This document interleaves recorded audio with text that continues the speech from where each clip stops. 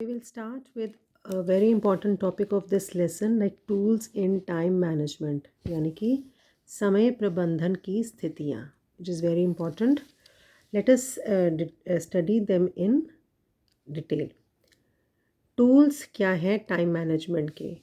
So following are the tools जो time को manage करने में प्रबंधन करने में हेल्प करता है. यानी कि समय योजना बनाते समय कौन से साधनों का आप प्रयोग करेंगे जिनसे आपका समय अच्छी तरह से प्रबंधन उसका हो जाए और आपका समय वेस्ट ना हो. पहला, peak load period. Peak load period मतलब चरम भार अवधि. क्या मतलब होता है कि किसी भी काम को जब आप करते हो ना, एक टाइम आता है जब वो सबसे ज़्यादा आप काम उस टाइम पे कर सकते हो और एक टाइम आता है जब आप थक जाते हो, आप वो काम जितना मर्ज़ी कोशिश करो लेकिन नहीं कर सकते. It is the maximum load of work during a specified period of time. Maximum load of work. For example early morning आप सबसे ज़्यादा काम कर सकते हो या डिनर टाइम पे. जैसे फॉर एग्ज़ाम्पल ये वर्क कर्व है बेटा, इसको आपको स्टडी करना बहुत ज़रूरी है. ये पेपर में पूछेंगे. इसमें ये देखो, ये आपका काम है और ये आपका टाइम है. काम और टाइम, जब आपने दिन स्टार्ट किया तो आप बहुत अच्छी तरह से उठे. ये आपका ए से लेके बी तक का वार्मिंग अप पीरियड है. मतलब इसमें आप सुबह शुरू हो रहे हो और तैयारी कर रहे हो, धीरे धीरे वार्म अप हो रहे हो. ठीक है. वार्म अप का मतलब होता है स्फूर्ति पैदा करने की अवधि है, जब आप अपने आप को तैयार करते हो कि मैं दिन के लिए. जब आप बी पॉइंट पे आ जाते हो, ठीक है, तो यहाँ से फिर आपका ये सी पॉइंट आपका जो है, बी से आप C, A to B is the warming up period.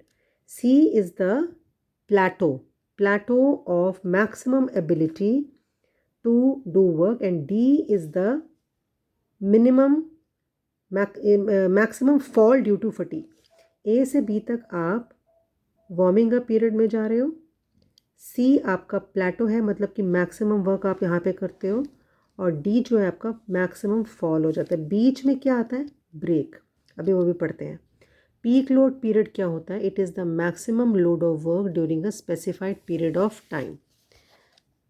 चरम भार अवधि होता है किसी भी निर्दिष्ट अवधि में काम के अधिकतम बोझ को चरम भार अवधि कहते हैं. किसी भी निर्दिष्ट अवधि में काम के अधिकतम बोझ को, जब आप काम आपका सबसे मैक्सिमम होता है, यानी कि प्रातःकाल का समय या रात्रि के भोजन का समय, उसको कहते हैं चरम भार अवधि. दूसरा है कार्यचक्र यानी कि work curve. A device to trace, ये डिवाइस है, मतलब ये आपका समयानुसार कार्य देखने का साधन. A device to trace the work against time. Work against time, ये आपका वर्क कर्व है. यहाँ पे देखो ये लिखा है A to B is the warming up period. C is the plateau of maximum ability. इस टाइम पे सी पे आप सबसे ज़्यादा काम ले सकते हो अपनी बॉडी से. और डी जो है वो आपका, बीच में ब्रेक क्यों हुआ? क्योंकि आप बीच में रुकते हो थोड़ी देर. ब्रेक होता है, रेस्ट पीरियड्स होते हैं, अभी पढ़ेंगे, जब आप कुछ नहीं कर रहे होते हो. ये अनप्रोडक्टिव टाइम होता है. ठीक है. ये देखो, ये कार्य चक्र है सारा. ए से बी कार्य करने के लिए स्फूर्ति पैदा करने की अवधि है, यहाँ से यहाँ तक. मतलब अभी आप हिम्मत जुटाते हो, हिम्मत लाते हो अपने अंदर काम करने की. सी जो है काम करने की अधिकतम क्षमता की स्थिरता की स्थिति है, यहाँ आके आप मैक्सिमम काम देते हो. और डी थकान के कारण अधिकतम गिरावट है. ठीक है. इसके बाद है विश्राम या अंतराल की अवधि. जो ये है अंतराल, अंतराल लिखा हुआ है ना. काम करने के समय के दौरान कई अनुत्पादक रुकावटें आती हैं जिन्हें अंतराल की अवधि कहते हैं. इसकी आवृत्ति तथा मियाद बहुत महत्वपूर्ण होती है. यह ना तो बहुत लंबी होनी चाहिए, ना बहुत छोटी. रेस्ट पीरियड्स यानी कि ब्रेक पीरियड्स जो आते हैं बीच में, they are defined as unproductive. कुछ नहीं मिलता आपको उनमें से, दे आर जस्ट अनप्रोडक्टिव. बीच में आते हैं, आप आराम करते हो, टाइम बस आप सोचो बर्बाद करते हो, लेकिन आपको रेस्ट चाहिए. So they are defined as unproductive interruptions of working time. The frequency and duration of rest period is very important. It should neither be too long nor too short. Last में हम आते हैं work simplification के ऊपर. Work simplification से मतलब पता चल रहा है कार्य का सरलीकरण। कार्य का सरलीकरण मतलब ऐसा कुछ करें कि हमारा काम आसान हो जाए। जानबूझ के सोच समझ के करना। It is defined as the conscious seeking of the simplest, easiest and quickest method of doing work. मतलब कुछ ऐसा तरीका ईजाद करना कि आपका काम भी हो जाए और टाइम भी बहुत कम लगे। It implies proper blending and management of two important resources. इसमें जैसे आपने टाइम और अपनी एनर्जी दोनों को यूज़ किया, दो संसाधन को यूज़ किया, समय और ऊर्जा, namely time and energy. It aims at accomplishing more work with a given amount of time and energy.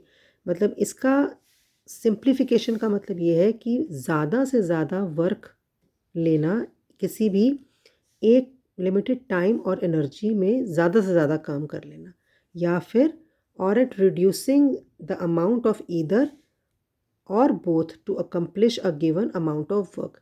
यानी कि दोनों का,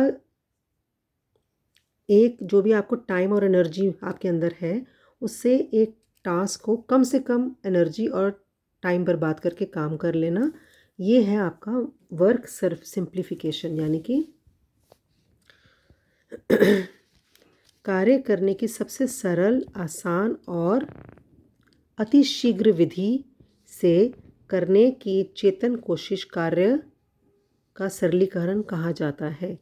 इसका आशय दो महत्वपूर्ण संसाधन जैसे समय और ऊर्जा के सही मिश्रण एवं प्रबंधन से है।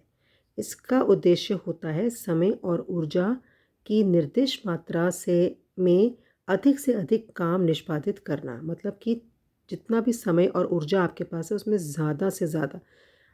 आप एक बच्चे को, मैंने बोला आपके पास 2 मिनट है और आपकी एनर्जी जो भी आपके अंदर ताकत है उससे ये कार्टन्स उठा के दिखाओ, मुझे ये डब्बे पड़े हैं सामान के, उठा के दिखाओ।